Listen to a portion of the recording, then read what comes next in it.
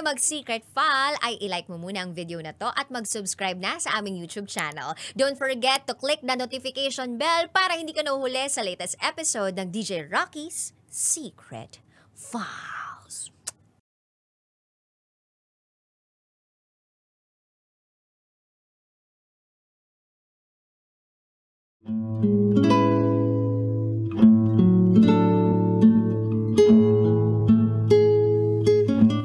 And now, it's time for DJ Rocky's Secret Files.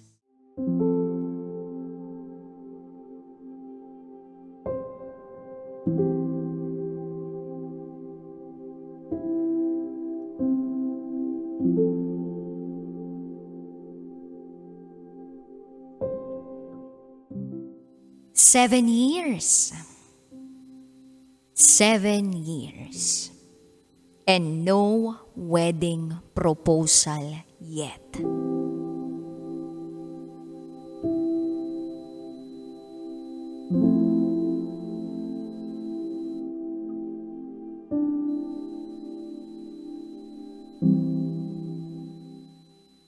Hi, DJ Rocky. I've been a listener for years now. And I just want to share my story. Sa pagkakataong ito, kailangan ko rin ng advice. Ang hirap-hirap na kasi. Hindi ako makapag-open up sa pamilya ko. At hindi rin ako makapag-open up sa mga malalapit kong kaibigan. Dahil ayoko siyang mapahiya. At ayokong mag-iba ang tingin ng mga tao sa kanya. Everybody thinks highly of him. Ganun ko kasi siya ipakilala. Well, ganun naman talaga siya. Except, hindi niya ako mabigyan ng singsing.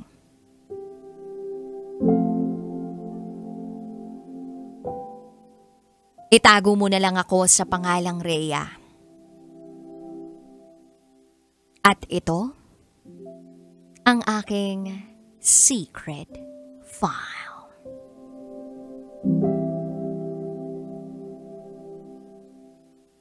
May boyfriend ako. Itago natin siya sa pangalang Jap. 7 years na kaming magkarelasyon bilang mag-boyfriend at girlfriend. What can I say?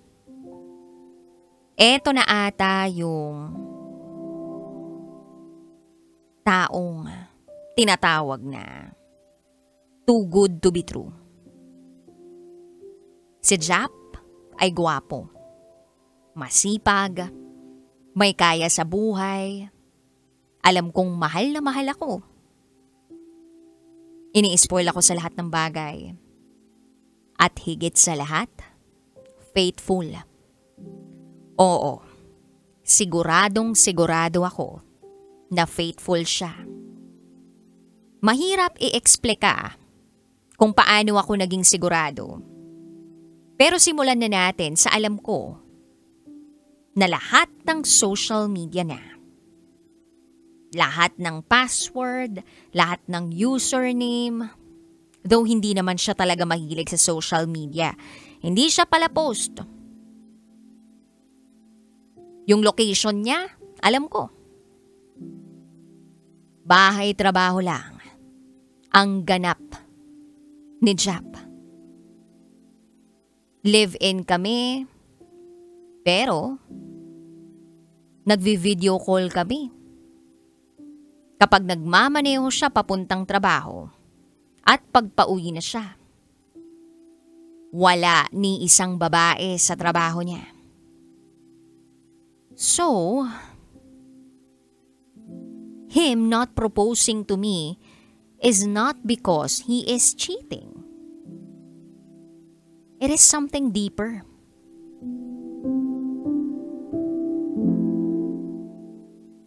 Kapag kasama ko si Jap, pakiramdam ko Nasa langit na ako.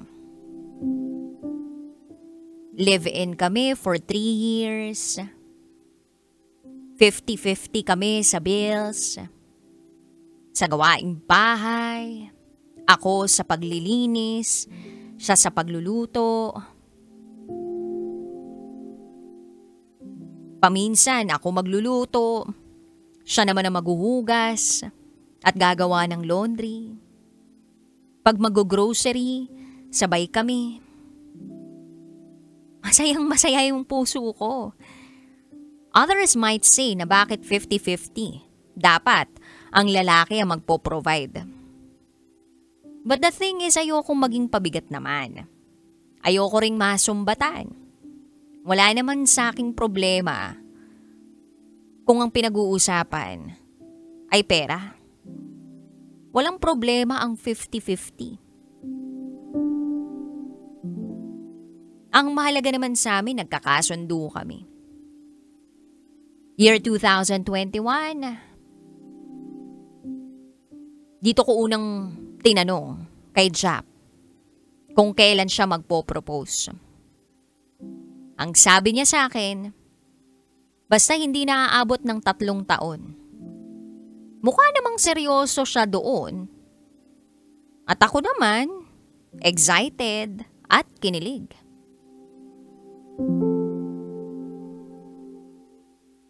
Wala naman akong ibang iniisip pa. Kasi alam ko naman, na kahit ano pang mangyayari, pakakasalan ko ang lalaking to. Gusto ko nang maikasal. Although, ayoko pa rin namang magkaanak. Ganon din naman si Jap. Ang mahalaga naman sa akin, nagmamahalan kami. Then year 2023. Sumubok uli ako na tanungin siya kung kailan siya magpo-propose sa akin. Ang sabi niya, soon. That time, hindi pa ako financially stable. Hindi pa ganun kalaki ang sweldo ko. Kaya para sa akin, okay lang. Pinilipas ko ang taon na yon at sinabi ko sa sarili ko na hindi ako dapat magmadali. Be patient.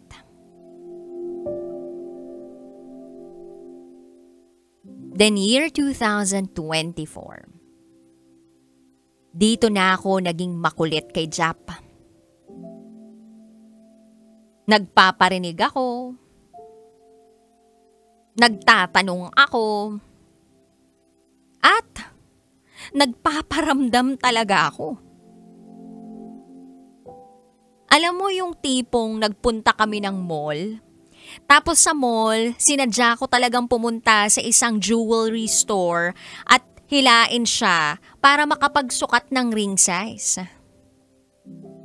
Ganon. Nangyari yun sa amin.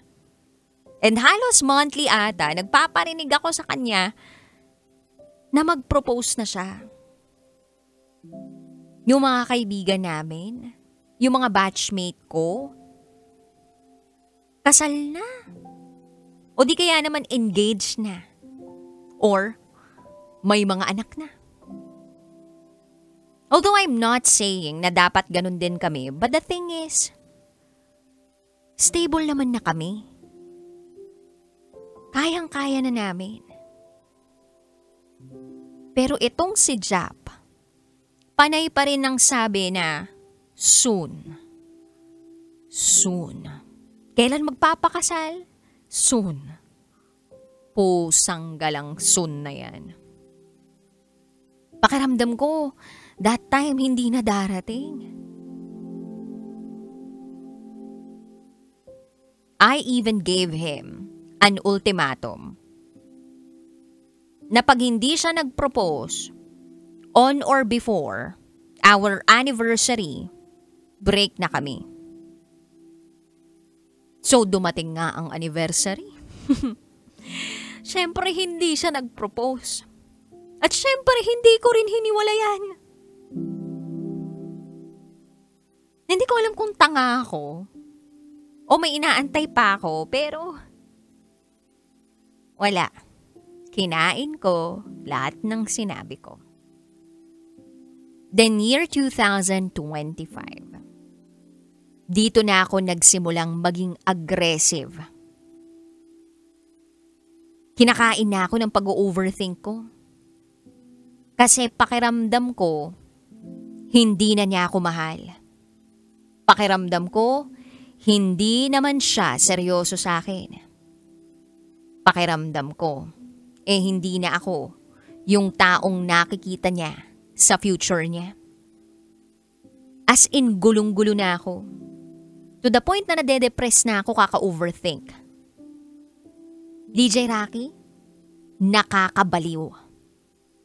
And what's worse is wala akong mapagsabihan. Ang bigat-bigat na. Parehas kaming stable. Parehas kaming may pera. Pero parang ayaw niya talaga.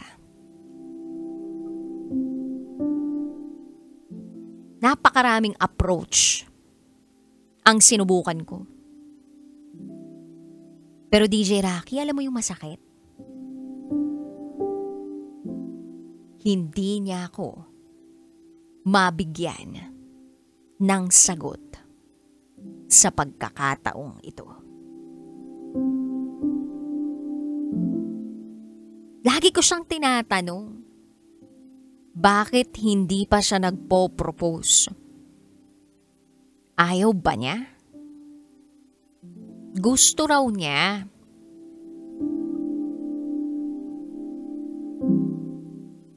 Nakikita niya ba ako sa future niya? Nakikita naman daw. Mahal ba niya ako? Oo naman daw. May iba pa ba siyang priority? Like magpayaman muna? Hindi raw. Sabi ko nga sa kanya, hindi naman kami agad magpapakasal once na nag-propose siya. Sabi ko, we'll take our time bago magpakasal. At sa parteng yun, wala siyang maisagot sa akin. Napapagod na ako, DJ Rocky. Yung pakiramdam na para bang naghahanap ako ng karayom sa gubat. Hindi ko siya mapiga, nabigyan ako ng sagot. Hindi niya ako binibigyan ng sagot at hindi ko alam kung bakit. Sinasabi ko sa kanya, nauuwi na muna ako sa parents ko sa Batangas pero ayaw niya. Ginagawa ko ang lahat para sa lalaking to. Imagine, iniwan ko ang mga magulang ko sa hometown ko, lumipat ako sa hometown niya. Pero hindi niya ako mabigyan ng singsing.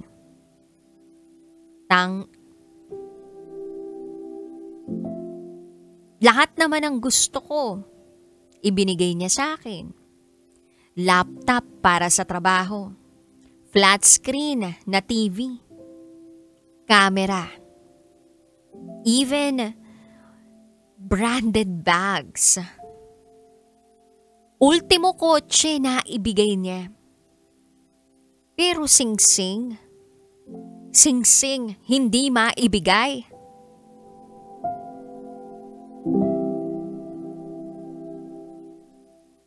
DJ Rocky, afford niya yun. Alam ko na afford niya yun. Kaya hindi ko lang talaga maintindihan. Hindi ko na alam. So one day, umabot na ako sa desisyon na hindi ko akalaing gagawin ko. Nakipag-iwalay ako sa kanya. Kaya lang hindi siya pumayag. Gusto kong umalis na sa bahay na tinitirhan namin. Pero ayaw niyang pumayag. Gulong-gulo na ako. Pakiramdam ko nilalamon na ako ng depresyon dahil dito. Yung bang gusto ko na lang siyang alisan? And no contact at all? But outside of this problem, of this wedding issue, sobrang swerte ko naman sa kanya. As in princess treatment, kung princess treatment talaga. Kaya lang pakiramdam ko lang na kapag iniwan ko siya, hindi na rin ako makakahanap ng ganitong lalaki. Gusto ko na talagang magsettle. Pero ayaw ng lalaking mahal ko. Ano bang dapat kong gawin, DJ Rocky? Pahingi naman ng advice, oh. Hanggang dito na lang po muna. Muli, ako si Rhea. At ito, ang aking secret file.